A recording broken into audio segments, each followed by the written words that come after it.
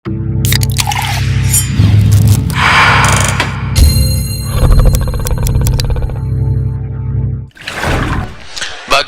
hukumnya muslim yang tidak bermazhab dalam menjalankan ibadah? Mazhab, cara memahami, mengambil kesimpulan hukum, pendapat ulama. Subuh ini, mazhab apa yang dipakai waktu sholat subuh ini? Mazhab Syafi'i. Mazhab Syafi'i, bismillahnya jahar. Bismillahirrahmanirrahim. Alhamdulillahi rabbil alamin. Ar-Rahmanir-Rahim. Saya cuma mau ngasih tahu aja, saya bisa jadi imam. Kenapa Ustaz tak maju tadi? Saya takut salah. Tiba-tiba saya pakai mazhab Syafi'i. Rupanya masjid itu masjid Muhammadiyah. Muhammadiyah pakai majelis tarjih. Dipilih tarjihnya mazhab Hambali. Makanya Masjid At-Taqwa Muhammadiyah bismillahnya jahar. Allahu Akbar. Alhamdulillahi Rabbil Alamin. Ar-Rahmanir-Rahim. Bismillah mazhab Syafi'i jahar. Bismillah mazhab Hambali sir. Mazhab Maliki tak pakai bismillah sama sekali. Allahu Akbar. Alhamdulillahi Rabbil Alamin. Kok tahu Pak Ustaz? Saya 2 tahun di kampung mazhab Maliki. Nama negaranya Maroko. Mazhabnya Maliki. Tak pernah pakai bismillah imamnya. Tapi pulang ke kampung saya di Riau, tak pernah saya pakai mazhab Maliki. Salahkah mazhab Maliki itu? Apakah ustadz-ustadz yang bermazhab Maliki dulu, guru-guru Ustadz Somad di Maroko itu sesat? Tidak. Kenapa Ustadz tidak pakai di Riau? Riau itu mayoritasnya Syafi'i. Bayangkan kalau saya pakai mazhab Maliki, tangannya lepas ke bawah. Allahu Akbar. Alhamdulillahi Rabbil Alamin. Ar-Rahmanir-Rahim. Maliki Yaumiddin. Mimnya pendek karena bacaan qiraat Warsh. Maliki Yaumiddin Hafs. Kalau Warsh Maliki Yaumiddin. Saya yakin selesai sholat subuh jamaah berbisik, Ustadz Somad sesat. Tidak boleh memakai mazhab yang asing di tengah masyarakat yang bermazhab Syafi'i, karena akan menimbulkan fitnah. Saya tidak mau ikut Hanafi, saya tidak mau ikut Hambali, saya tidak mau ikut Maliki, saya tidak mau ikut Syafi'i. Saya langsung ke Quran dan Sunnah. Ente siapa? Kalau ada orang begitu di Samarinda, gak mau ikut Hanafi, gak mau ikut Maliki, gak mau ikut Syafi'i, gak mau ikut Hambali, berarti dia imam mazhab kelima. Syafi'i manusia, saya manusia. Syafi'i makan, saya makan. Syafi'i minum, saya minum. Syafi'i tidur, saya tidur. Betul. Tapi Syafi'i itu hafal Quran. Ente?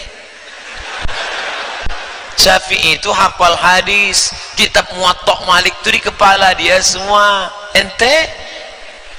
Imam Syafi'i kalau pergi ke masjid, telinga disumbatnya. Sampai di masjid baru dia buka. Ditanya orang, Syafi'i, kenapa kau sumbat telingamu? Aku takut yang ku dengar dari rumah sampai ke masjid aku ingat semua. Ente? Ceramah Ustadz Somad 60 menit tadi ada yang kau ingat? Al-Hafiz Jalaluddin Abdurrahman As-Suyuti Asy-Syafi'i. Imam Suyuti hafal 200.000 hadis, kitabnya 500, semua bidang ada. Dalam bidang hadis, Al-Jami' Al-Kabir, Al-Jami' As-Saghir. Dalam bidang tafsir, 2 tafsirnya, Ad-Durrul Mansur fi Tafsir bin Ma'sur, Tafsir Jalalain. Dalam bidang ulumul hadis, Tadribur Rawi, Syarah Taqrib Nawawi. Dalam bidang qawaidul fikih, Al-Asbah wan Nazair. Apa kata Ad-Daudi? Guruku Al-Hafiz Jalaluddin Abdurrahman As-Suyuti, kitabnya 500. Tapi di ujung namanya Jalaluddin Abdurrahman As-Suyuti Asy-Syafi'i, tetap mengikut mazhab Syafi'i. Ente mau jadi imam mazhab. Apa hukum nikah beda agama dalam Islam? Wala abdum mu'minun, seorang hamba sahaya miskin susah melarat hitam tapi beriman, khairum min musyrikin walau a'jabakum, lebih baik daripada musyrik yang menyembah berhala walaupun a'jaba, ajib, amazing, mengagumkanmu. Wala amatum mu'minatun, seorang hamba sahaya perempuan yang hitam, budak hamba saya, khairun, lebih baik, min musyrikatin walau a'jabatkum, daripada musyrik walaupun mengagumkanmu. Hai para bapak, hai para wali, jangan nikahkan anak gadismu beda agama karena mereka melakukan perbuatan zina. Dalam hukum Islam, yang sudah sempat menikah karena tidak tahu hukum, otomatis, automatically, kalau beda agama berlaku hukum fasah. Fasah artinya dipisah. Apalagi mazhab Syafi'i, tidak ada dispensasi keringanan. Jangan lupa, kompilasi hukum Islam Indonesia memakai mazhab Syafi'i. Jangan pernah ada toleransi dalam bidang menikah beda agama. Oh, itu Ustaz Somad itu intoleran. Apa juga lagi yang kau tuduhkan aku intoleran? Sudah kasih daging kurban, intoleran juga. Tak kularang, sudah kularang Belanda membunuh engkau, Jepang membunuh, kau sebut juga tak toleran. Ada masanya kita tegas, ada masanya kita lunak. Dalam masalah memperjuangkan NKRI dari penjajahan, kita semua sepakat bersama. Dalam rangka menjaga ketertiban Pileg, Pilpres, kita bersama. Tapi dalam masalah makanan, dalam masalah ritual, dalam masalah nikah, Al-Quran jelas, hadis jelas, jangan pernah nikah beda agama. Saya pada saat lunak, pada saat lembut, pada saat lentur, tapi pada saat tegas, kita harus tegas. Keras tak boleh, tegas mesti ada. Setuju? Ustadz, apa hukumnya pacaran? Pengirim pertanyaan jomblo happy.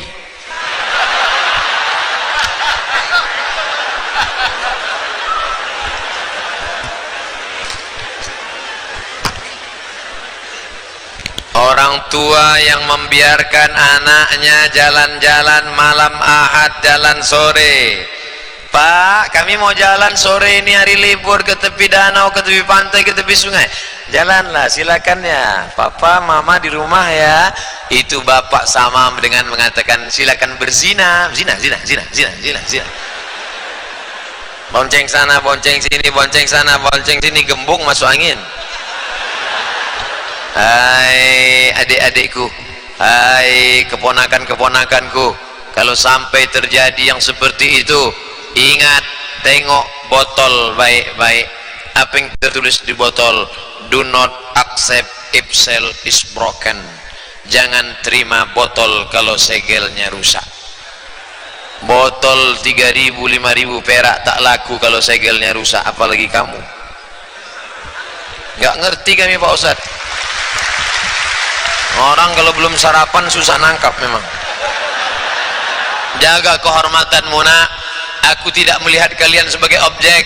Kalian adalah anak keponakanku, kalian adalah adik-adikku. Jaga kehormatan kalian. Kalau terjadi yang tidak diinginkan, lalu kemudian hamil, yang muntah-muntah kalian, yang mabuk sempoyongan kalian, yang mengandung 9 bulan 10 hari kalian, yang melahirkan meregang nyawa kalian, yang malu kalian. Laki-laki ini plastis saja modalnya,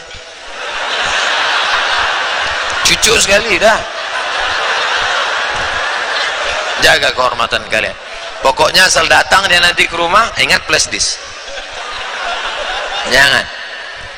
Bapak harus tegas, datang dia sekali terima, mungkin bertamu silaturahim. Datang dia dua kali duduk, tanya, nak, kami di sini sholat ke masjid, bapak ini tokoh agama, kau datang kemari mau apa? Kalau kau mau nikah, aku nikahkan kau. Apa yang kau bawa kemari? Pak, aku tidak ingin sekedar silaturahim, aku ingin hubungan ini lebih erat, ku pinang anakmu dengan bismillah. Gitu, harus jantan. Laki-laki yang jantan perkasa bukan dengan memotong knalpot motornya, bukan itu yang perkasa. Laki-laki yang perkasa bukan yang tegap. Laki-laki yang perkasa adalah yang berani meminangmu atas nama Allah. Bapak-bapak, ibu-ibu juga begitu, jangan pasang mahar terlalu tinggi. Kalau mahar mahal, zina murah.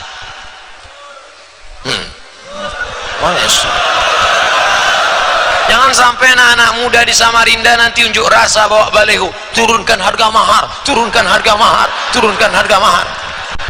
Kunikahkan engkau dengan anakku dengan mahar mengajarkan surat Ar-Rahman tunai sah. Belajar kalian kepada Al-Mukarram Ustadz Ahmad Khairi Lubis, suaranya Masya Allah. Yang saya kesalkan tadi tak saya rekam pula, HP tak saya pegang. Kalau saya pegang HP, jadi saya rekam dari awal. Tolong rekamannya kirimkan ke nomor saya nanti. Tolong foto rekaman tadi, cut, potong, masukkan ke YouTube, lalu kemudian like and share. Tunjukkan. Bayangkan kalau beliau menjadi menantu bapak. Tapi saya yakin kesempatan dah habis dah. Tak dapat yang original KW1 KW2 jadilah. Pinang engkau dengan anakku dengan mahar mengajarku surat Ar-Rahman tunai sah. Malam-malam dibangunkannya istrinya, Adinda ayo kita tahajud, bangun. Nanti kalau nikahnya udah 20 tahun. Kalau yang pengantin baru, wake up my darling, wake up my honey, usolli sunnat tahajud raka'ataini imaman lillahi ta'ala, Allahu akbar. Bismillahirrahmanirrahim. Ar-Rahman allamal Qur'an khalaqal insan allamahul bayan. Allahu akbar. Selesai sholat tanya istrinya, kok pendek kali bang? Itu yang aku hafal.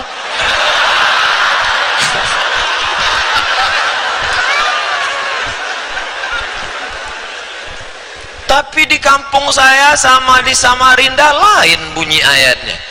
Di kampung saya, walal akhiratu khairul laka minal ula. Di Samarinda ada walal akhiratu khairul laka minal ula. Apa ini?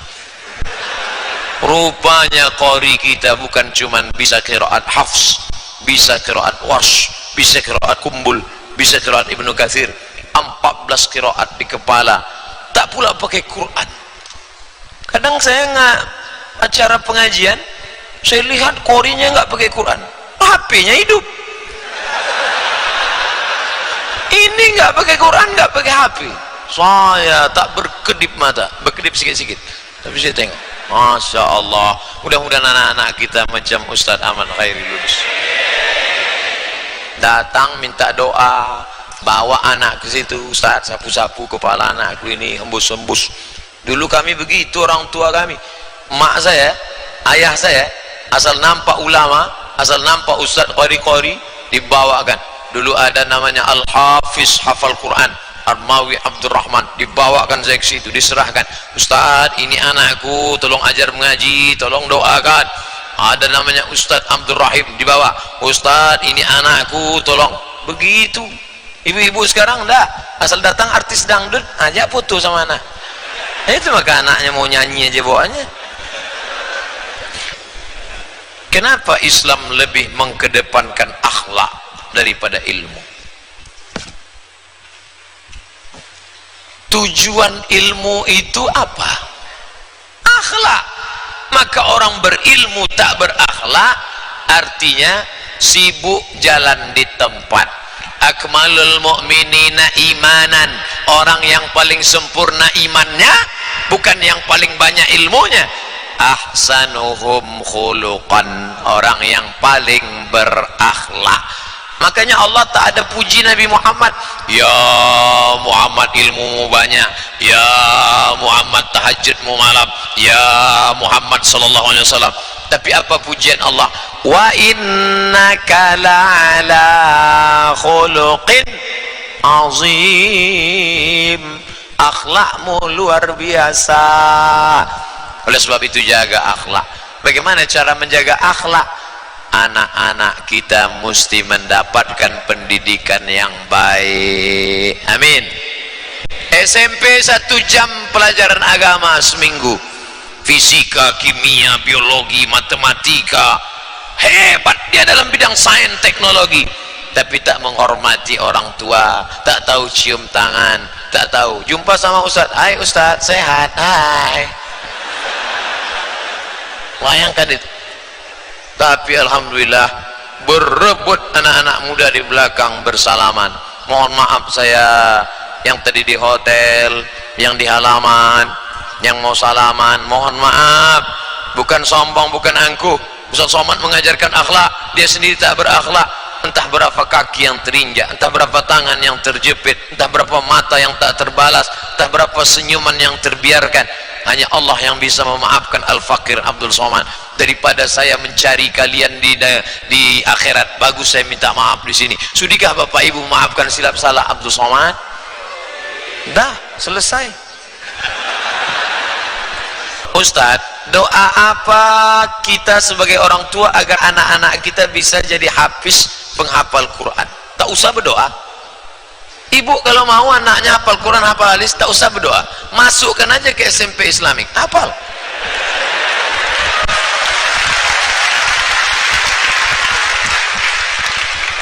Berdoa tiap malam, ya Allah, anakku hafal Quran, anakku hafal hadis. Masuk SMP yang bukan Islamik. Gimana dia mau hafal Quran? Masuk jam 12 sudah pulang, cabut sama kawan-kawannya, beli lem kambing, ngelem dia. Rusak. Anak-anak yang sudah pernah ngelem kambing, tangkap, minta bantuan Pak Kapolda, Pak Kapolres, ganti lem kambing dengan lem tepung kanji. Ini harus diselamatkan. Ustadz, satu kabupaten, provinsi, kota yang bisa cuman SMP Islamik, itu karena ada bantuan dana. Kami yang di kampung sana gimana? SMP itu izinnya di bawah bupati, SMA baru gubernur. SMP bisa dimasukkan 5 pelajaran agama. SMP, Quran hadis, akidah akhlak, bahasa Arab, sejarah Islam, fikih. 5 guru. Gurunya dari mana? Dari IAIN Samarinda. Setuju? Guru akidah akhlak dari Fakultas Usuluddin, guru fikih dari Fakultas Syariah, guru tafsir dari Fakultas Usuluddin, guru akidah akhlak dari Fakultas Tarbiyah, sehingga alumni IAIN bisa mengajar di SMP full day, masuk pagi keluar sore, fisika, kimia, biologi, matematika di otak sebelah kiri, Quran hadis, bahasa Arab, sejarah Islam, kepalanya penuh dengan pelajaran, sehingga bisa jadi polisi, bisa jadi tentara, bisa jadi pengacara, bisa jadi lawyer, bisa jadi dokter spesialis, tapi di kepalanya tetap ada 5 pelajaran, Quran hadis, bahasa Arab, akidah akhlak, sejarah Islam, fikih. 5 guru yang gaji siapa? Honda, honor daerah. Bupati tidak berani mengucurkan dana, nanti KPK menangkap temuan. Payung hukumnya ada. Apa payung hukumnya? Perda, peraturan daerah. SMP mesti membuka 5 pelajaran agama, gurunya ambil dari IAIN, peraturan daerah. Yang mengeluarkan perda siapa? DPR. Yang milih DPR siapa?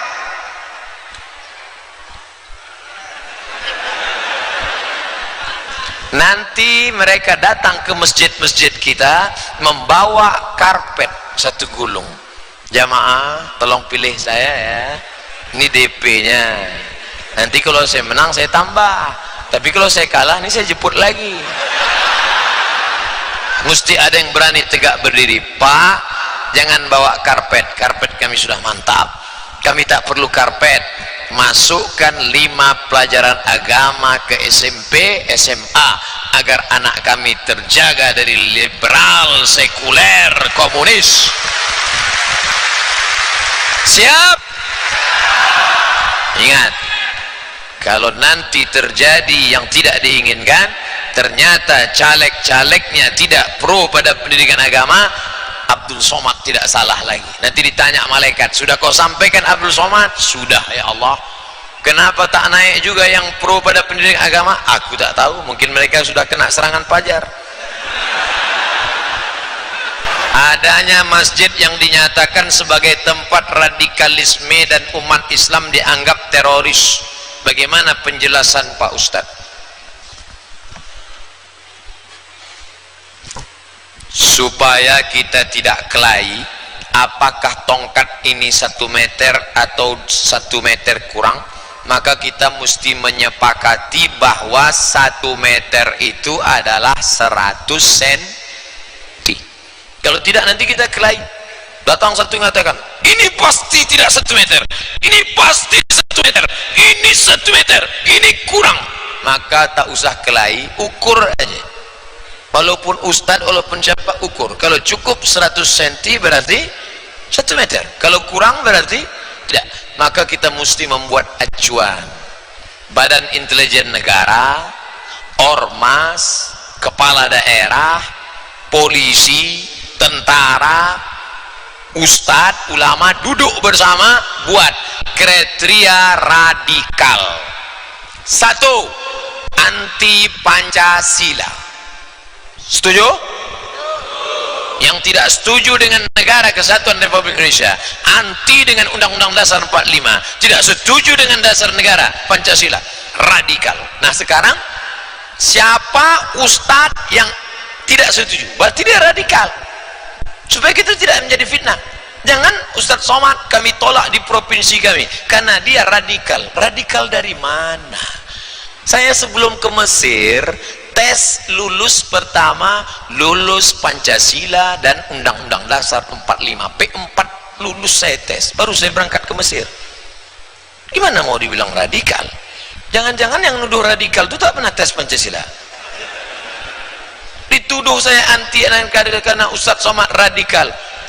Allah mentakdirkan sebelum tuduhan itu datang, sudah masuk ke dalam hutan dari ibu kota provinsi, naik mobil 5 jam ke sungai, dari sungai kami naik sampan 7 jam ke dalam. Apa kerja kami di dalam? Mengajarkan anak-anak TK SD Pancasila. 1. Ketuhanan yang Maha Esa. Bendera yang sobek-sobek kami ganti. Indonesia tanah airku, tanah tumpah darahku. Begitu muncul tuduhan radikal anti NKRI, ditakdirkan Allah, video itu yang di-share oleh jamaah, tak ada rekayasa, tak ada rencana, Allah mentakdirkan. Jadi kita harus duduk bersama, siapa yang radikal itu, supaya tidak seenak orang aja main tuduh karena dia benci, karena tidak sepaham, radikal. Itu Somad itu keras, itu suaranya keras, hatinya lembut. Ustadz, ayah saya tak sholat. Jangan mantang-mantang kamu sudah ngaji, pulang dari pengajian kau panggil ayah sama makmu. Ayah sini, mak sini. Ya ayyuhalladzina aman. Bukan begitu cara menasihati orang tua. Pak Ustadz, ayah saya ini tak sholat. Pak Ustadz, ayah kau kerjanya di mana? Ayah saya kerja kantor gubernur. Mudah aja, hubungi Pak Gubernur. Bilang sama Pak Gubernur, ayahku bagian ini dia tak sembahyang, tolong Bapak nasihati. Nah, panggilin sini. Kau tak sembahyang kan? Kok tahu Bapak? Anakmu ngelapor. Udah, pakai lidah orang lain, tapi yang punya idenya kita. Kalian anak-anak, jangan kalian nasihati bapak kalian, jangan kalian nasihati ibu kalian. Kalian tidak pernah besar di mata ibu kalian. Kalian petantang-petantang datang nasihati ibu. Ibu kalian melihat kalian bayi yang baru berjalan. Walaupun kalian sudah punya anak, kalian tetap anak-anak di depan orang tua kalian. Kalian adalah anak-anak bayi yang baru pandai berjalan. Tiba-tiba ceramah, kan lucu jadinya kan? Ayah sholat, lucu kamu. Cari tokoh masyarakat, cari tokoh masyarakat, tokoh adat yang kira-kira cakapnya, bicaranya didengar. Ustadz, ayah saya ini selalu dengar ceramah Ustadz. Loh, kalau dengar ceramah saya kenapa dia tak sholat?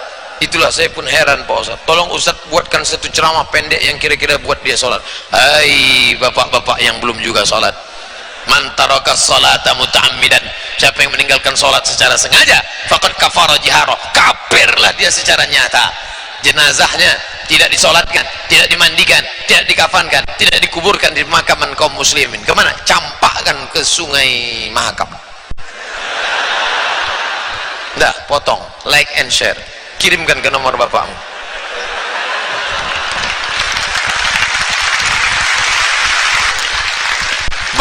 Bagaimana jika ada wanita yang ingin memakai niqab cadar namun masih dilarang oleh orang tua? Bagaimana cara menyikapinya? Hai orang-orang tua yang tidak setuju anaknya bercadar, kenapa ketika anakmu bercadar kau marah, tapi kalau anakmu pakai rok mini kau diam?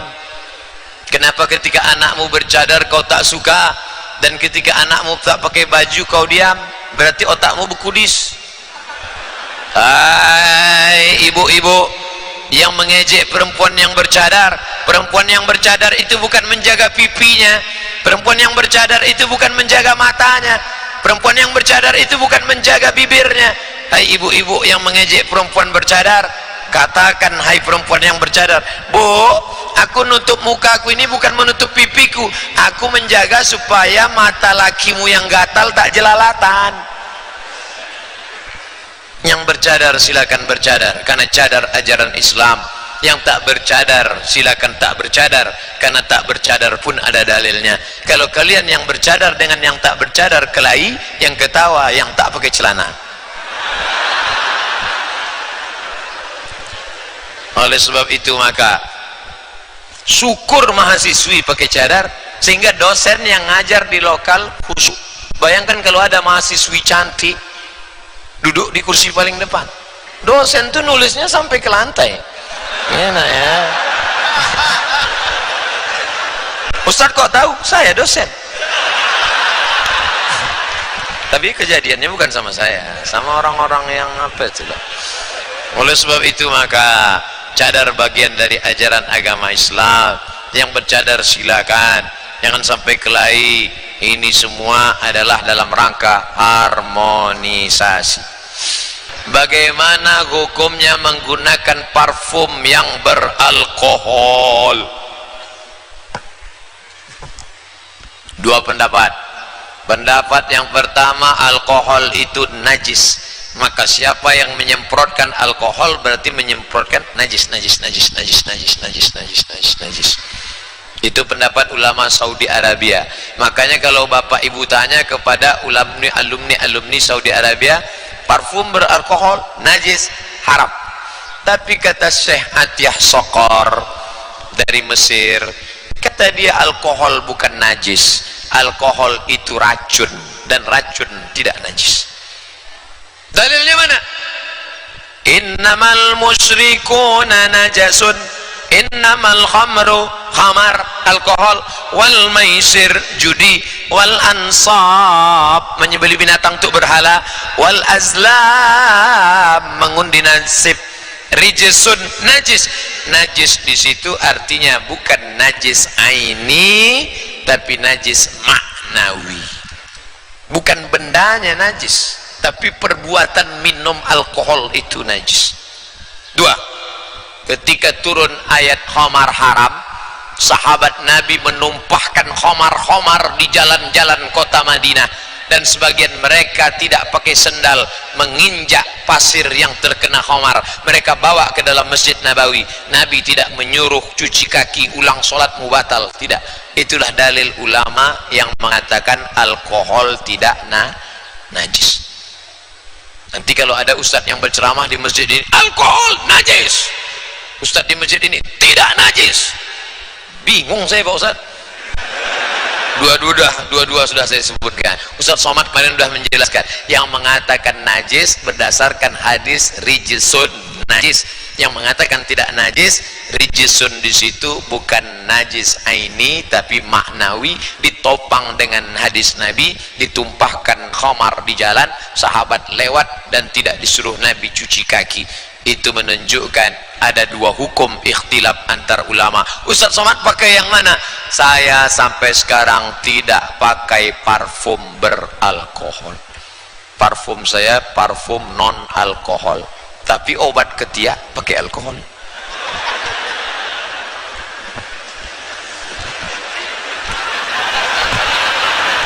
Maaf Pak Ustadz, saya ingin nanya bagaimana cara agar menjadi pemimpin yang adil disegani oleh anggotanya dalam ruang lingkup organisasi. Innallaha ya'murukum an tu'addul amanati ila ahliha. Syarat yang pertama amanah. Wa idza hakamtum bainan nas, kalau kau menetapkan hukum, antahkumu bil adl, engkau mesti adil. Amanah adil. Kalau dia amanah, dia adil, maka Allah menyuruh ati Allah wa ati'ur rasul wa ulil amri. Taatlah pemimpin organisasi, taatlah pemimpin negara, taatlah pemimpin daerah yang adil dan amanah. Untuk menyenangkan hati semua orang tak bisa. Ghayatun nas la tudrak, ridwan nas ghayatun la tudrak. Tak mungkin kita bisa menyenangkan semua orang. Kalau takut menjadi pemimpin, takut punya musuh, mustahil. Nabi Muhammad SAW, apakah semua orang senang sama dia? Ada Abu Jahal, ada Abu Lahab. Bapak buat saja. Adapun orang yang tak suka, saya ceramah saya ini, berapa banyak orang yang tak suka. Saya cerita tentang lem kambing, yang makan lem kambing tak suka. Saya cerita tentang narkoba, pecandu narkoba tak suka. Saya cerita tentang LGBT, bencong-bencong marah. Wa qul i'malu, yang penting kau sampaikan. Fasayarallahu amalakum, Allah yang akan menilai amal, wa rasuluhu, Rasul sallallahu alaihi wasallam yang akan menilai.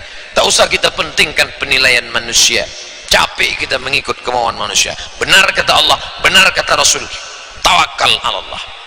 Bagaimana menyikapi perayaan Natal di lingkungan tetangga? Apakah harus pura-pura kasih hadiah atau kita libur? Hai bro, kita berkawan sejak kecil bang. Engkau sahabatku, engkau tetanggaku. Tidak pernah kami dilarang untuk mengantarkan daging kurban. Engkau saudaraku, anakmu sudah macam anakku, ayahmu juga macam ayahku, tapi binimu bukan biniku. Artinya apa? Ada syarat dan ketentuan berlaku. Aku tak mengucapkan Natal ini bukan karena aku tak sayang kepadamu. Kalau datang Belanda, datang Jepang, sama-sama kita layani mereka dengan tangan kosong, dengan senjata.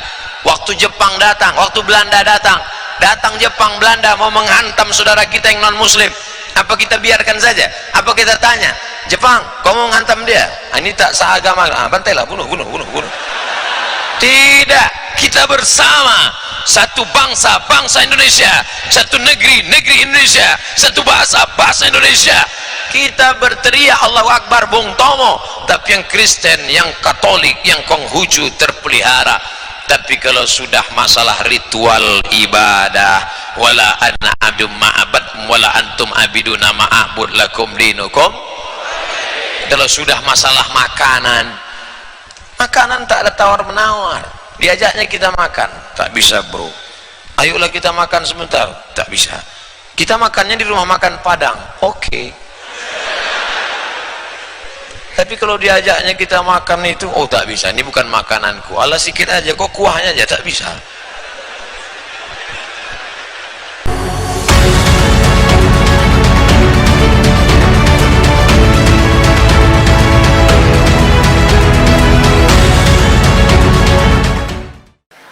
Afwan Ustaz mau nanya, gimana hukumnya akhwat sholat pakai baju gamis sedangkan familiarnya suka pakai mukena? Mukena itu cuma ada di Indonesia, di Mesir nggak ada mukena. Antum capek nyari mukena di Maroko nggak akan ketemu. Jadi pakaian dalam Islam itu tidak diatur oleh fashion style, tapi yang diatur adalah sifatnya. Sifat pakaiannya longgar, menutup aurat, maka dia sudah boleh dipakai untuk sholat. Tidak dilihat kainnya, walaupun kainnya terbuat dari jeans, kain jeans, tapi longgar. Kainnya jeans tapi longgar, lebar, karena tidak diatur kainnya terbuat dari apa. Oh, nggak boleh pakai jeans Pak Ustaz, sholat pakai jeans nggak batal. Mana dalilnya? Ini minal jinnati wan nas. Nggak benar ini. Nah, jadi jin yang nggak boleh itu kan jin sempit. Jin sempit yang sampai darahnya pun nggak mengalir. Dipakai jam 8, jam 9 pucat, tertahan darah sampai menjerit itu paha. Tolong, tolong, itu yang nggak boleh. Coba lihat pakaian perempuan Jepang, kimono. Kalau ada orang Jepang masuk Islam mu'alaf, sholat dia pakai kimono, tertutup semuanya, longgar, sah sholatnya. Begitu juga dengan waktu saya dulu ceramah tinggal di hotel waktu di Taiwan. Sebenarnya saya mau ngasih tahu saya ceramah di Taiwan. Jadi saya lihat di dinding hotel itu ada gambar perempuan Cina, saudara kita Tionghoa, tapi yang zaman-zaman dulu ternyata bajunya panjang. Nonton nggak sinetron siluman ular? Itu bajunya panjang.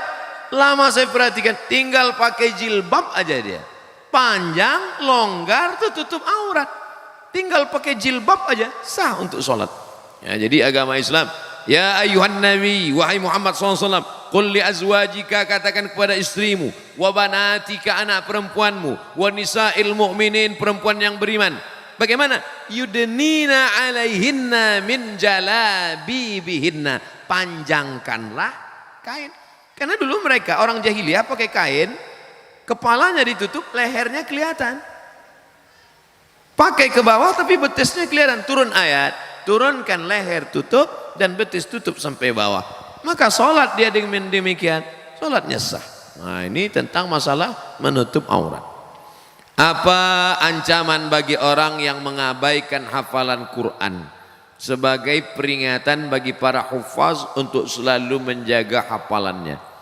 Orang yang melupakan bacaan Quran nanti bangkit di padang mahsyar giginya hilang dalam keadaan ompong. Tapi hadisnya dhaif, tidak bisa dijadikan sebagai dalil dalam masalah akidah. Tapi hadis yang kuat tentang menyia-nyiakan hafalan Quran adalah termasuk bagian dari menyia-nyiakan agama Allah. Karena kata Nabi, taraktu fikum amraini, aku tinggalkan pada kamu dua perkara. In tamassaktum bihima, kalau kamu pegang yang dua ini, lan tadillu abada, kamu tidak akan sesat untuk selamanya. Kitab Allah, Al-Quran wa sunnati. Maka siapa yang menghafal Al-Quran berarti dia sudah menegakkan agama Allah. Dan siapa yang melupakan berarti dia sudah merobohkan agama Allah. Oleh sebab itu, jangan gara-gara ini malah jadi takut menghafal Quran. Justru hafal terus dan terus mulazamah, terus istiqamah, ulangi hafalan, jaga hafalan, jaga pandangan mata.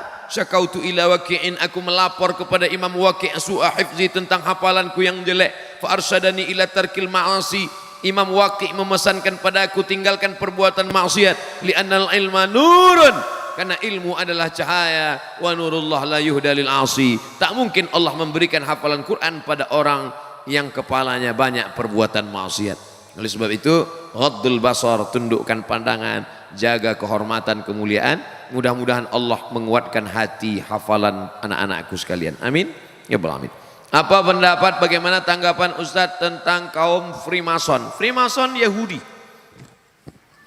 tidak membawa agama, tapi yang dibawanya adalah pemikiran, pluralisme, semua agama benar, semuanya selamat. Jangan tanya akidahnya, yang penting orangnya baik, yang penting orangnya sopan. Jangan tanya agama, jangan tanya akidah. Dalam Islam justru lain asyrakta, kalau kau syirik la yahbatanna amaluka, semua amalmu tidak bermakna. Wa qadimna ila ma amilu min amalin, semua amal kamu nanti akan didatangkan, ini sedekahmu, ini wakafmu, ini infakmu, tapi kemudian dijadikan amal itu haba'am mansura, seperti debu yang dihembus angin. Dalam Islam pokok pangkal pertama yang penting adalah akidah. Dalam Islam baik pun orang kalau akidahnya tidak benar. Wa may yabtaghi ghairal islami dina, siapa yang mencari agama selain daripada Islam, falai yuqbala minhu, dia tidak akan diterima, wa huwa fil akhirati minal khasirin.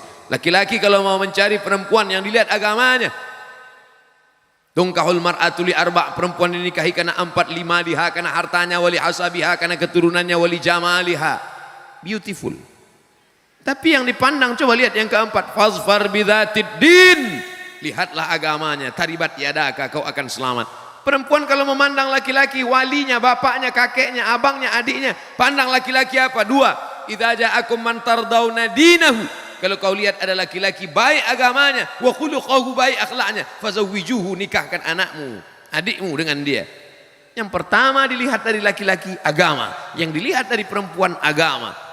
Jadi sekarang kalau ada Freemason mengatakan agama nggak penting, yang penting dia orangnya baik, yang penting gajinya besar, yang penting mobilnya mewah.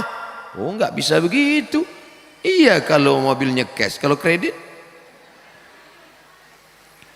Ustadz, jika kita punya utang, wah ini udah cerita utang nih, belum dibayar. Ketika kita ingin membayarnya, kita tidak tahu di mana orangnya berada. Alhamdulillah. Bagaimana cara kita untuk membayar utang tersebut? Cari dia. Gimana nyarinya Pak Ustadz? Google.com. Sekarang dengan adanya teknologi mudah sekali mencari. Saya berapa kali cari teman SD, teman sekolah, teman pesantren, saya cari di FB ketemu. Efek positifnya bisa silaturahim, tapi ada juga efek negatifnya. Banyak yang CLBK, cucian lama belum kering. Tadi saya buat undangan reuni. Ustadz Somad tolong umumkan acara reuni anak SMEA. Hai saudara-saudara alumni SMEA sekolah anu, jangan lupa hadiri reuni pada tanggal sekian. Reuni tetap sambung silaturahim, awas jangan CLBK, waspadalah. Nah, oleh sebab itu reuni-reuni bagus, ya kan? Iya kata anak Ustadz. Nah, cari dia. Kalau sudah dicari nggak juga ketemu ahli warisnya, ternyata dia sudah meninggal, anaknya ada, bayar ke anaknya. Anaknya juga nggak ada lagi Pak Ustadz. Maka hitung berapa hutangmu dulu. Hitung menurut harga emas tahun 80 1 gram berapa. Kalau 1 gram sekarang 500.000, ikut. Dulu kamu hutangnya berapa? Kalau dihitung emas 2 gram Pak Ustadz. Waktu itu berapa? 25.000. Sekarang 2 gram emas sudah 1 juta. Jangan bayar 25.000. Karena 25.000 sekarang dengan dulu inflasi. Harga tidak stabil, yang stabil itu emas. 2 gram dulu, berarti 1 juta sekarang. Bayarkan. Kemana bayarnya? Lembaga yang dinikmati orang banyak. Di mana itu Pak Ustadz? Yang paling berkah para penghafal Quran, serahkan ke Darul Quran Mulia untuk pembangunan masjid. Kalau Darul Quran mau nerima. Bisa jadi Darul Quran Mulia nggak mau nerima. Pak, saya mau membayar hutang. Sudah kamu cari? Sudah. Hutang apa ini? Dulu Pak. Hutang apa? Saya malu mau cerita. Masalah apa? Dulu makan bakwan sering bayar. Kalau cuman bakwan jangan bawa ke Darul Quran. Terlalu kecil brother. Serahkan ke lembaga yang dinikmati orang banyak. Apa itu? Panti asuhan, pondok pesantren, pembangunan masjid, panti jompo. Bagaimana mengurangi kemaksiatan yang sudah menjadi kebiasaan, bahkan sudah menjadi karakter, sudah menjadi perbuatan kebiasaan. Pepatah kita mengatakan Allah bisa karena biasa, terbiasa. Kalau terbiasa bangun jam 3, setelah itu sholat tahajud, habis itu sholat witir, habis itu ngapal, habis itu ngulangi hafalan, habis itu tahsin, habis itu, maka dia akan terbiasa. Begitu juga sebaliknya, kalau sudah terbiasa buat dosa, maka perbuatan yang pertama mesti dilakukan adalah taubatan nasuha. Ya ayyuhalladzina amanu, orang beriman, tubu ilallah taubatan nasuha. Setelah itu berjamaah buat komunitas. Komunitas ex tatu, mantan petatu. Komunitas jombloan fisabilillah. Komunitas biker subuhan. Komunitas banyak, buat komunitas. Karena serigala akan menerkam kambing yang melepaskan diri dari jamaah. Alaikum bil jamaah, iyyakum wal furqah. Setelah itu sering-sering lihat orang sakit, sering lihat orang mati, melihat liang kubur. Kalau perlu liang lahat itu dipoto, dijadikan wallpaper. Jadi supaya ingat terus.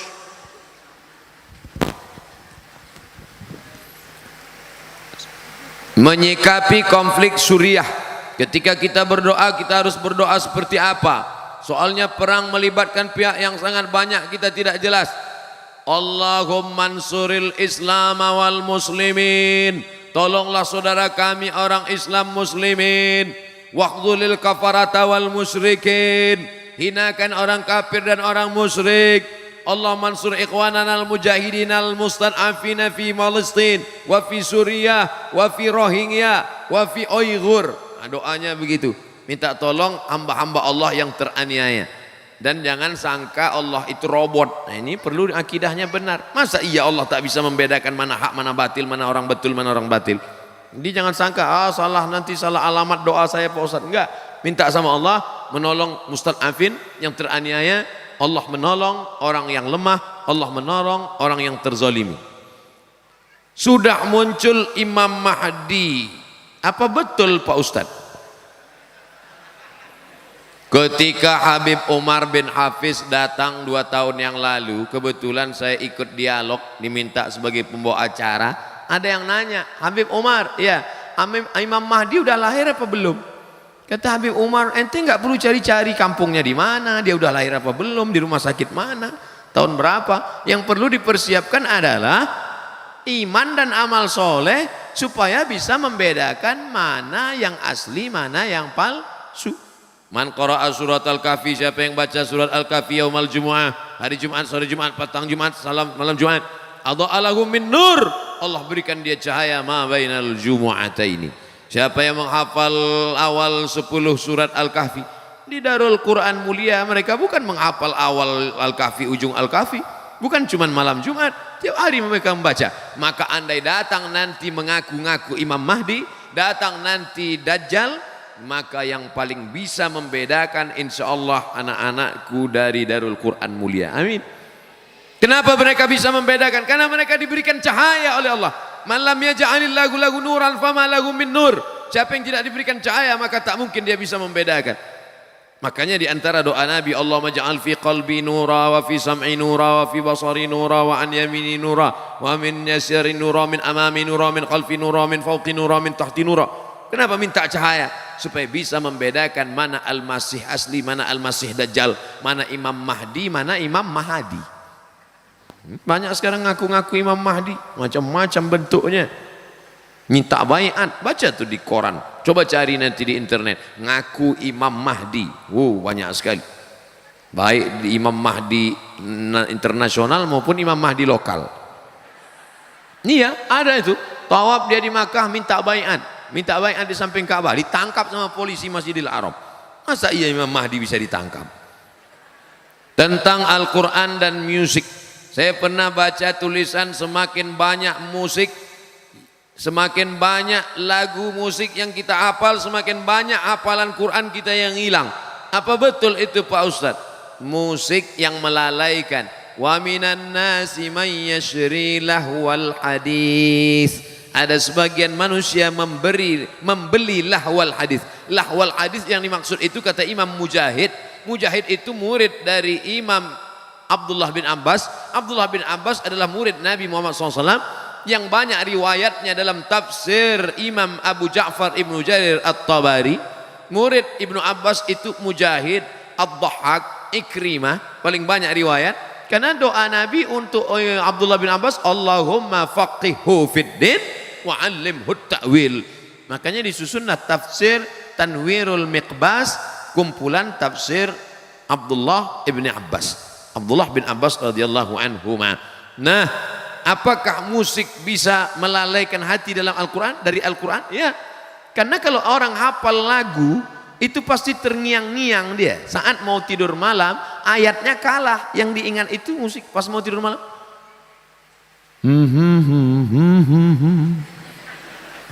Dia terngiang-ngiang. Sampai nanti pas mau sakratul maut pun bisa. Oleh sebab itu maka, tapi kalau lagunya lagu religi, lagu solawat, lagu yang mendekatkan kepada ingat mati, yang searah sejalan dengan Al-Quran, karena Al-Quran itu sendiri pun dibaca dengan lagu.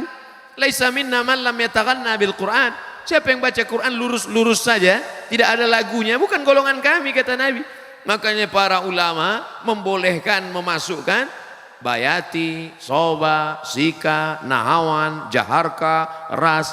Itu tadi qori kita. Itu kan pakai lagu itu. A'udzubillahi minasyaitonir rajim.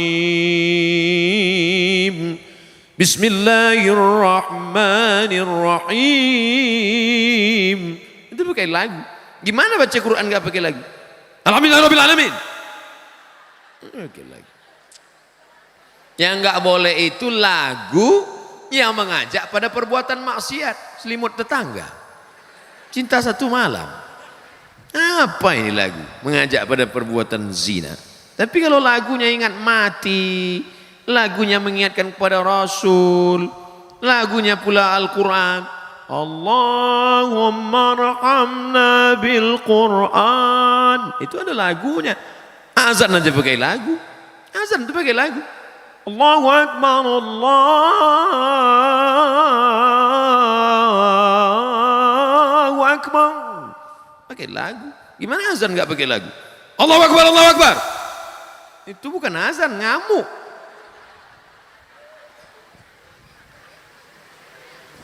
Jadi jangan sampai anak-anakku mendengarkan lagu-lagu musik-musik yang melalaikan dari Allah, karena dia akan membuat terngiang-ngiang dalam telinga, mengigau di waktu malam, bahkan lagu. Jangan. Tapi insya Allah kalau di pesantren, insya Allah dia selamat, karena dia tidak pakai handphone, dia tidak nonton TV. Kalaupun menonton, hanya tontonan yang bisa dijadikan sebagai tuntunan. Sedangkan yang melalaikan tidak mungkin. Tolong nasihati kami para santri. Udah dari tadi nasihat terus. Tentang bahaya pacaran. Gimana mau cerita bahaya pacaran? Orang lihat perempuan aja enggak. Lihat perempuan aja pas saya datang ini. Makanya banyak yang berharap saya sering-sering datang. Sering-seringlah datang ke sini Ustadz, biar kami bisa ketemu lagi. Oke, kita bicara sebagai orang yang dewasa, bukan anak-anak. Laki-laki membonceng perempuan, pergi sana, pergi sini, bonceng sana, bonceng sini, masuk angin, gembung. Maaf beribu, maaf Pak Kiai, mungkin tidak sopan, tapi saya perlu ceritain itu anak-anak kita. Yang muntah-muntah laki-laki apa perempuan? Perempuan. Kalau hamil yang melahirkan laki-laki apa perempuan? Perempuan. Yang hilang kehormatannya laki-laki apa perempuan? Perempuan. 9 bulan 10 hari kemana-mana, perempuan. Laki-laki enak aja. Tertulis di botol, do not accept if seal is broken. Jangan terima botol kalau segelnya rusak. Laki-laki apa perempuan? Perempuan. Oleh sebab itu jangan pacaran, karena kalian yang rugi. Laki-laki ini enak aja deh. Oleh sebab itu maka, tapi kalian yang laki-laki ingat, kalian yang sekarang mempermainkan perempuan, 20 tahun lagi kalian akan punya anak perempuan. Anak kalian perempuan, istri kalian perempuan. Hati-hati, hati-hati. Apa yang kalian lakukan hari ini akan berbalik kepada kalian di masa akan datang. Waspadalah. Terutama di antara kami ada yang masih terikat dalam pacaran. Mungkin karena belum tahu apa saja bahaya, sudah kusebutkan. Kalau kau lakukan juga, rasakanlah sendiri. Pertanyaan terakhir, saya ingin tanya tentang niat saya ingin masang behel untuk merapikan gigi. Setelah saya cek ke dokter, ada kemungkinan harus sedikit mengikir gigi karena tidak cukup ruang. Bagaimana pendapat Ustadz tentang hal ini? Merubah yang tidak layak menjadi layak, boleh. Merubah yang tidak normal jadi normal, boleh. Ada jenis-jenis orang yang punya gigi, kalau dia senyum kita malah takut. Hehe, kata dia. Gitu. Yang begitu itu boleh dia robah. Tapi yang sudah bagus, yang sudah normal, malah di otak-atik sehingga menjadi abnormal. Masuk dalam kategori 5 hadis riwayat dari sahabat Nabi as-sahabi al-jalil Abdullah ibnu Mas'ud radhiyallahu an. La'anallahul wasimat, Allah melaknat tukang buat tato, wal mutasimat, minta buatkan tato, wal mutanammisat, mencabut, ini alis apa bulu mata? Mencabut alis, mengotak-atik alis, wal mutafallijat, mengotak-atik gigi, wal mughayyirat, yang kelima, lil husni, merubah ciptaan Allah untuk merasa lebih cantik. Setan mempermainkan dia. Kata setan, masukkan kresek ke wajahmu, dagu panjang, isinya kresek. Enggak kresek Ustaz, silikon. Silikon itu kan plastik, kresek. Makanya kalau diperiksa wajahnya itu cuma 5% yang daging, lain kresek. Dagu plastik, hidung plastik. Suntik 2 bulan pertama cantik, masuk bulan ketiga dagu turun, hidung turun. Tinggal lo ambil sapu lidi. Nenek sihir. Sampai ini apa nama yang di ujung ini? Bulu mata. Ini pun plastik juga, lentik, plastik. Ada orang bakar sampah, layu. Panas. Apa ini? Biarlah engkau cantik karena bekas air wudhumu. Engkau cantik karena cahaya Al-Quran dari matamu. Engkau cantik karena bekas solat tahajud. Siapa yang solat tahajud di waktu malam, cahayanya dijaga Allah sampai di waktu siang. Loh, itu anak alumni Darul Quran Mulia itu kok bercahaya wajahnya? Iya, bekas air wudhu. Emangnya aku tayamum? Oleh sebab itu maka orang yang selalu mengotak-atik wajahnya, sobek di sini, suntik di sini, isi di sini, itu dipermainkan setan. Wala udillannahum, aku sesatkan, wala umanniyannahum, aku buat mereka berilusi, berhalusinasi. Engkau makin cantik, engkau lebih cantik, engkau lebih cantik. Tapi sebenarnya dia saja yang merasa cantik, orang melihat dia malah takut. Saya melihat orang bagi operasi itu malah wajahnya mengerikan, menakutkan. Coba lihat di internet contoh beberapa artis barat, bule, yang wajah di hari tuanya amat sangat menakutkan akibat dari merubah-rubah ciptaan.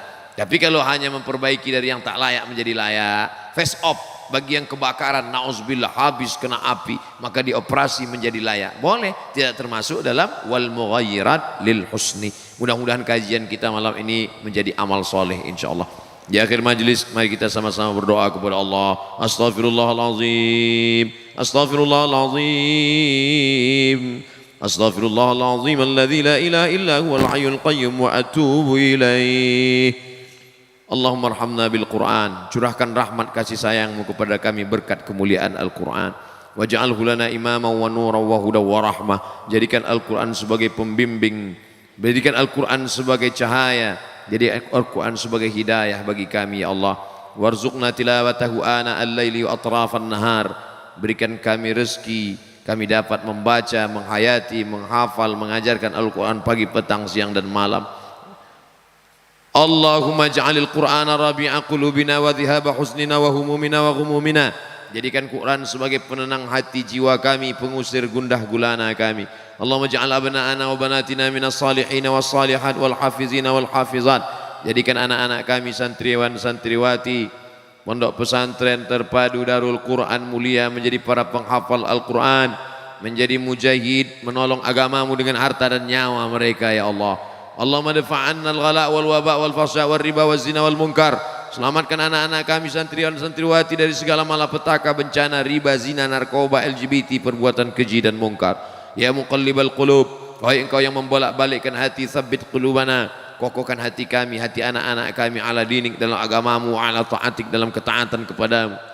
Allahumma a'inna, tolong kami ala dzikrika, supaya hati kami ini selalu berzikir mengingatmu, wa syukrika, selalu bersyukur padamu, wa husni ibadatik, beribadah dengan yang ibadah terbaik.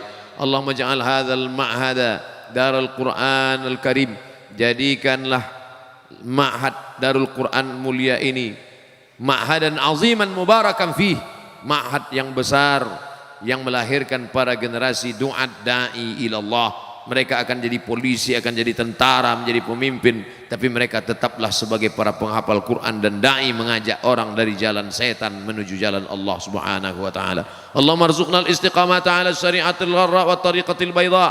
Setelah mereka menjadi para penghafal Quran, jadikan mereka istiqamah untuk mengulang hafalannya, istiqamah untuk mengamalkan isinya ya Allah.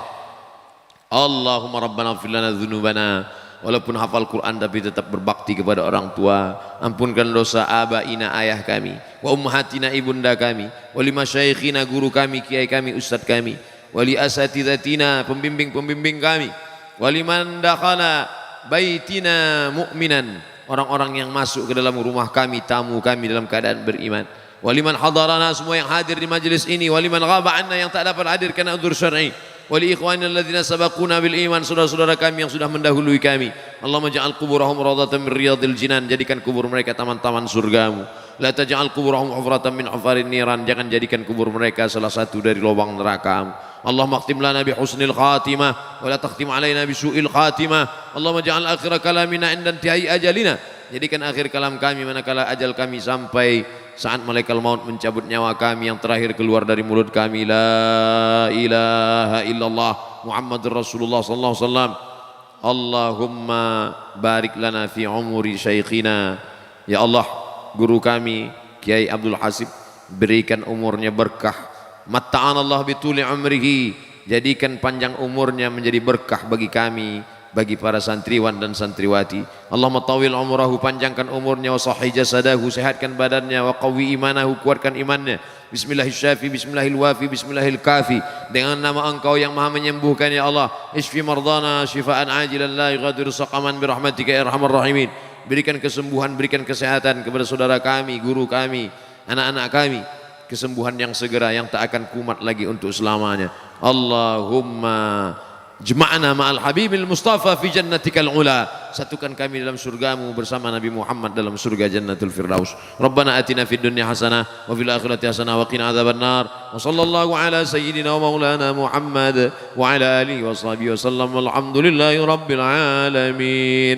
Taqabbalallahu minkum minna wa minkum taqabbal ya karim.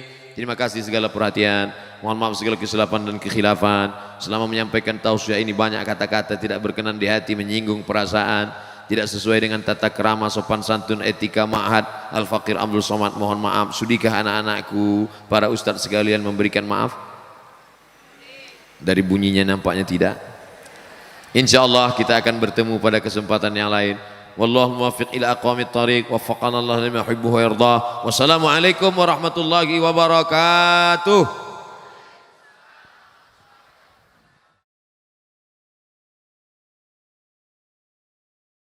Apa hukumnya bermakrifat, berhakikat tanpa bersyariat? As-syari'atu bila haqiqatin batilah, wal haqiqatu bila syari'atin atilah. Orang yang bersyariat tanpa hakikat batal. Orang yang mengaku berhakikat tanpa bersyariat sia-sia. Oleh sebab itu tidak ada Nabi pernah berkata syariat hakikat saja. Hakikat hanya pejam mata, tak ada gerak. Awak kenapa tak sembahyang? Aku dah sampai sembahyang hakikat nih. Hakikat sembahyang tu kan ingat, aqimis salata li dzikri. Dirikan salat dengan mengingat aku. Maka cukup dengan ingat. Oh, macam. Awak kenapa tak puasa? Nah, itu puasa orang syariat. Saya puasa hakikat nih. Kenapa awak tak pergi haji ke Makkah? Itu yang pusing-pusing di Ka'bah, tawaf sa'i, itu orang syariat. Saya ni hakikatnya. Nanti bila makan, yang kasih dia makan. Awak tak makan? Saya nak syariat. Kalau memang betul semua hakikat, tak usahlah makan. Kenapa pada saat ini dia pilih syariat? Syariat ni cara, jalan. Maka dalam Islam tidak pernah Nabi meninggalkan syariat salat. Nabi disiram dengan air 5 ger kirbah. Kirbah itu kulit kambing yang dijahit diisi air. Manakala Nabi sakit, pengsan, disiram air. Terjaga Nabi. Manakala Nabi terjaga, apa yang dia minta? Salat. Terjaga Nabi, buka mata dia, diminta salat. Maka dipapah, digendong, kaki dia terjuntai di bawah. Fadl bin Abbas, Abdullah bin Abbas, Abbas bin Abdul Muttalib, Sayyidina Hasan, Sayyidina Husain, Sayyidina Ali membawa dia salat.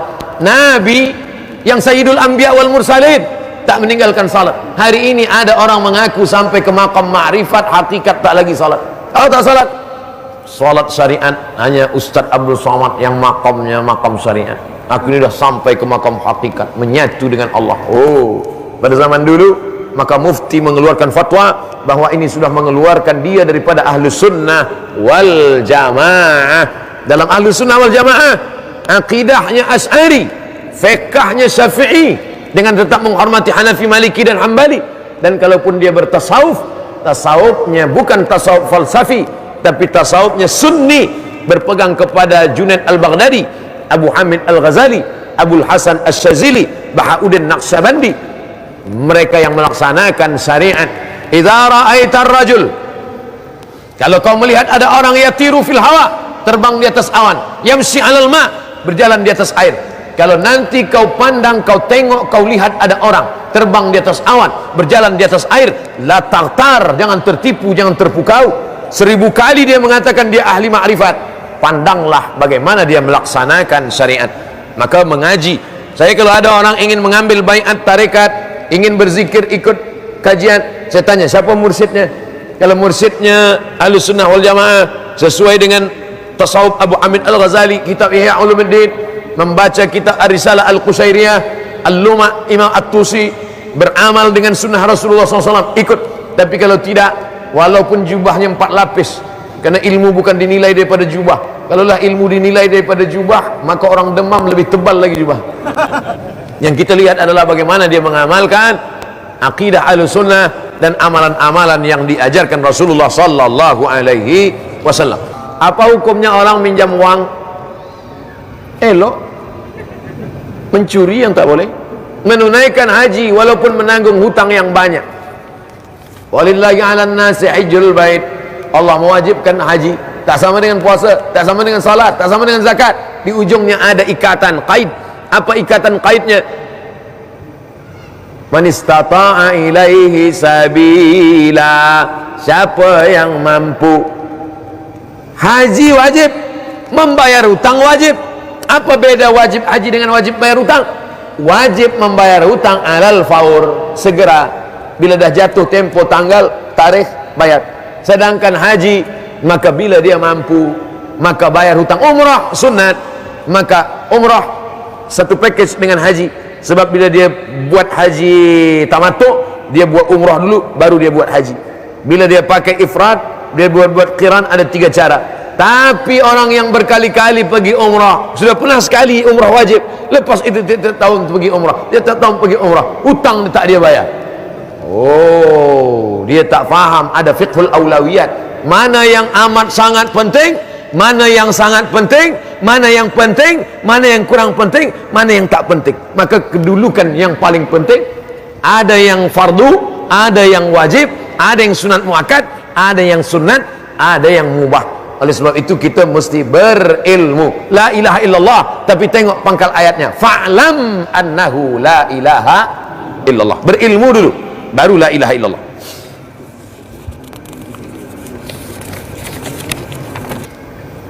Apa hukumnya orang sering berbuat dosa tapi menyalahkan takdir?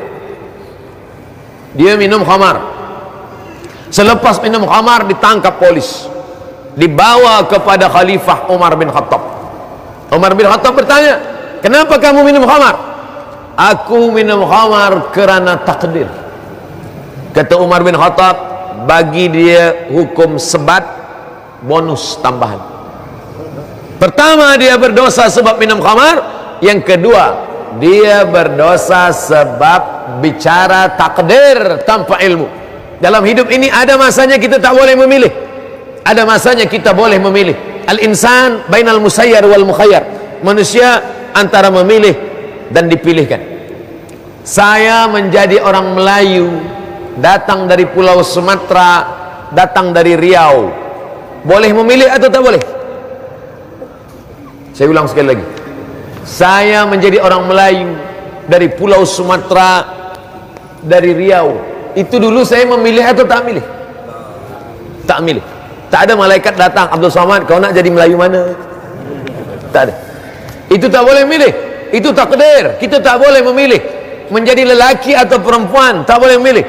Sekarang banyak lelaki perempuan, dia kata, awak ni lelaki ke perempuan? Saya sebenarnya perempuan, masuk dalam tubuh lelaki.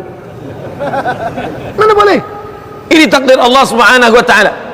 Menjadi orang mana takdir Allah. Tapi pada saat saya ini saat ini memilih, apakah saya tazkirah ini duduk atau tegak berdiri?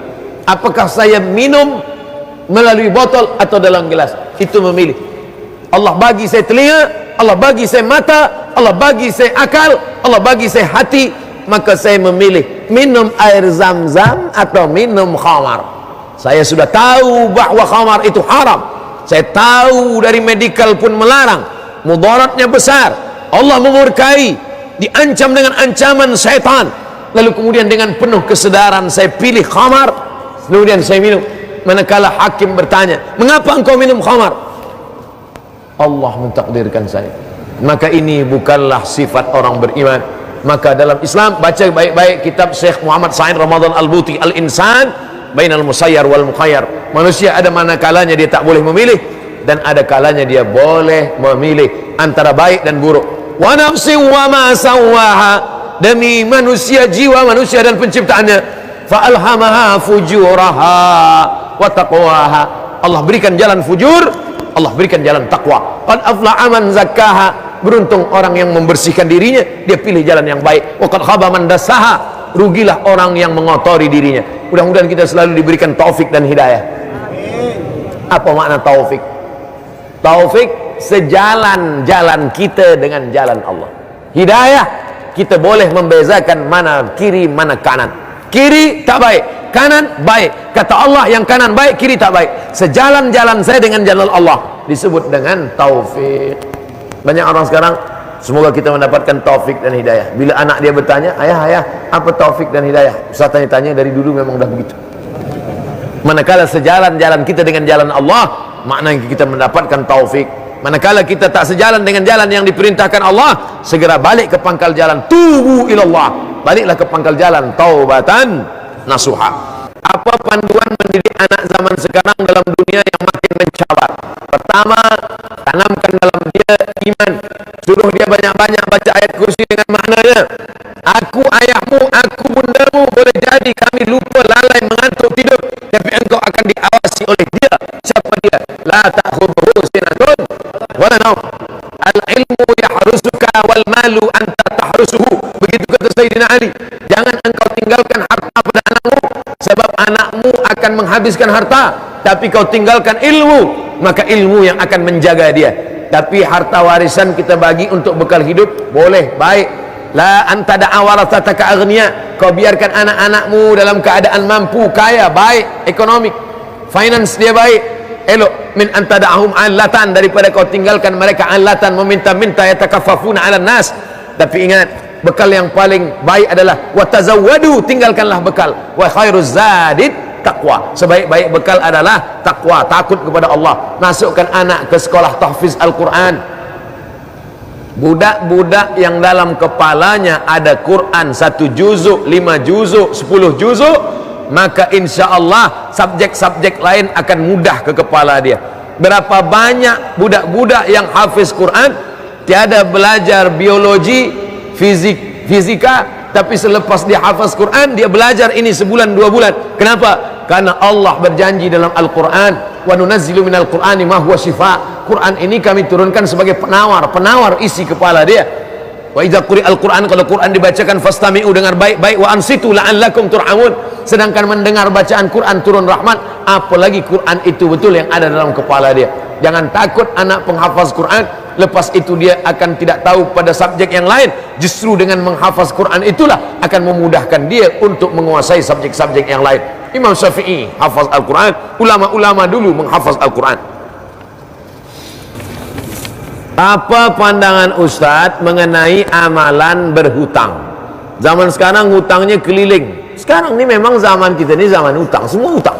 Rumah hutang, kereta hutang. Satu-satunya yang cash bini dia saja. Andai mufti membolehkan bini hutang, mungkin dia, aku terima dengan mahal 1.000 ringgit hutang, gitu. Oleh sebab itu maka ayat yang paling panjang dalam Quran bukan ayat tentang haji, bukan ayat tentang puasa, bukan ayat tentang sembahyang.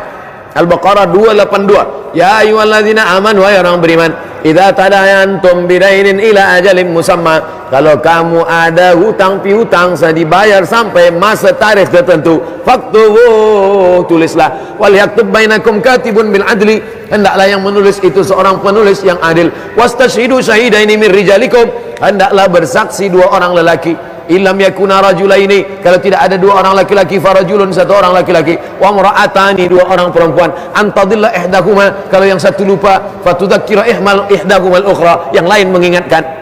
Kenapa sampai sedetail itu ayat ini? Karena memang masalah hutang piutang ni banyak orang lupa. Kalau udah kena hutang lupa, yang lain ingat, makan ingat, tidur ingat, hutang lupa. Oleh sebab itu maka hutang piutang ni amat sangat kita mesti kena berhati-hati. Orang yang mati syahid, 4, tidak akan merasakan sakratul maut, tidak akan merasakan azab kubur, tidak akan merasakan hisab, terus masuk ke dalam surga ilat dain, kecuali yang dililit utang. Berapa banyak orang yang mati syahid diucapkan selamat engkau wahai syahid, kata Nabi tidak, sebab dia ada hutang. Oleh sebab itu yang ada hutang-hutang bayarlah. Tapi tetap tengok juga tempoh waktu dia bila. Saya akan bayar hutang saya pada 02.02.2020 semalam. Itu satu hari. Mati hari ini, menggantung roh antara langit dan bumi, tak diterima Allah Subhanahu wa taala. Oleh sebab itu maka bayarlah hutang.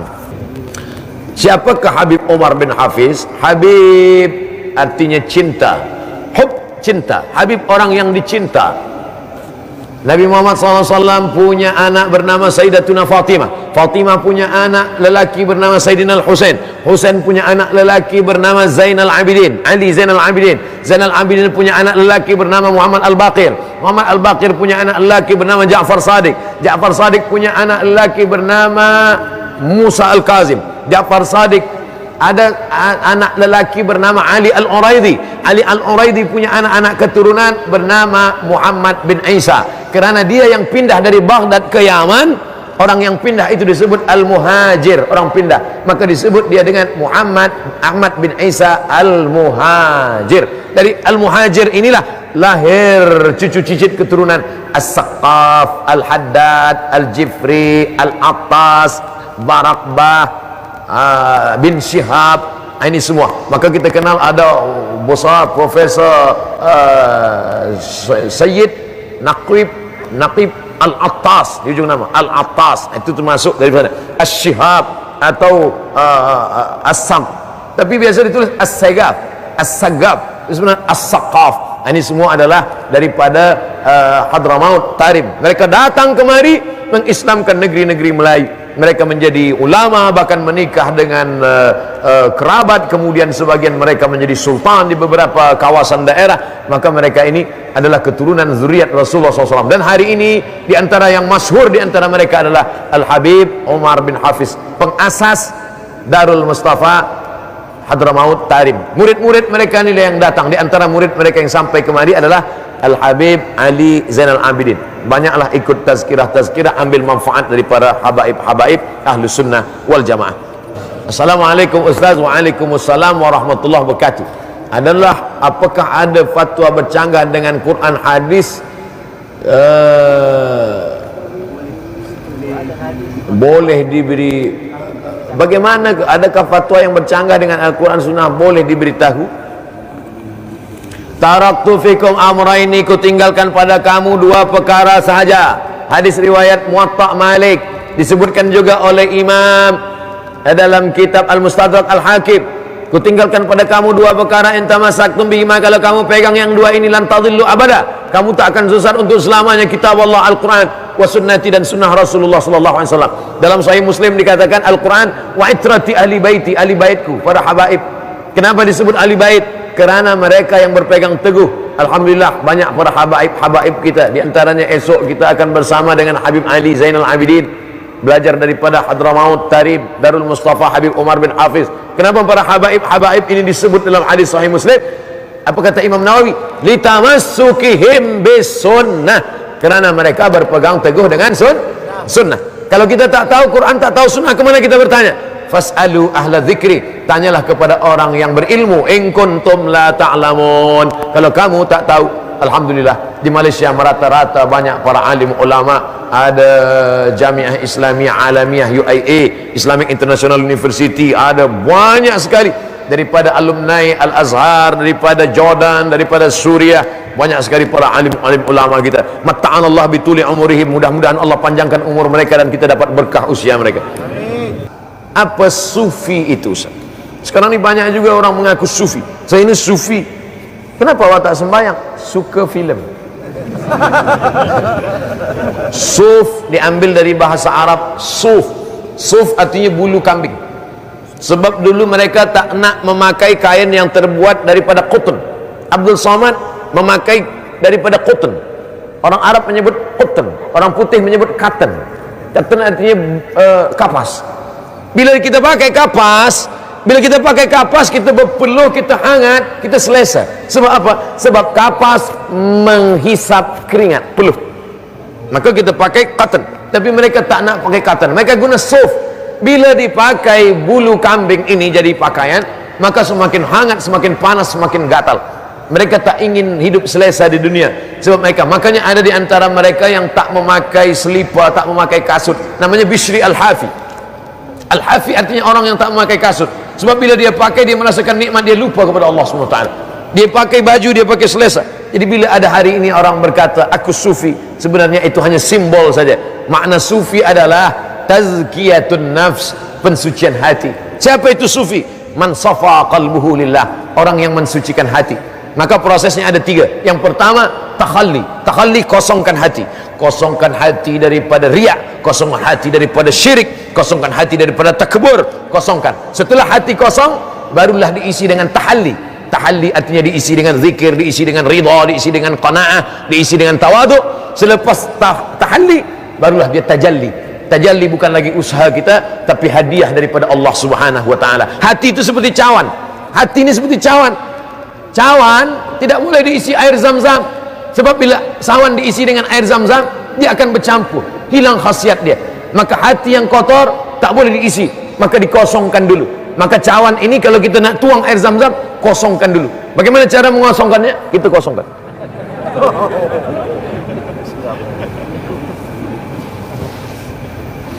Kosonglahnya. Selepas dia kosong daripada takbur, daripada syirik, daripada hasad, daripada busuk hati, itu yang dibahaskan dalam kitab Ar-Risalah Al-Qusairiyah, itu yang dibahaskan dalam kitab Al-Qulub Abu Talib Al-Makki, itu yang dibahaskan dalam kitab Ihya Ulumuddin, mensucikan hati. Setelah hati suci bersih, barulah tahalli, dituangkan air zam-zam. Tak pula ada air zam-zam. Selepas berisi air zam-zam, barulah tajalli, diminumlah air zam-zam. Selepas diminum air zam-zam, barulah kita merasakan. Rasa itu bahasa Arabnya zauk. Maka ilmu ini disebut dengan ilmu zauk. Lam ya'rif man lam yadhuq. Orang yang tak pernah merasakannya, maka dia tak boleh menceritakannya. Maka banyak orang selepas itu dia merasakan itu hubungan dia dengan Allah Subhanahu wa taala. Jadi intinya kita sucikan saja hati. Perintah Allah Subhanahu wa taala, qad aflaha man zakkaha. Beruntunglah orang yang mensucikan hati. Mudah-mudahan kita termasuk orang yang suci hatinya, insyaallah.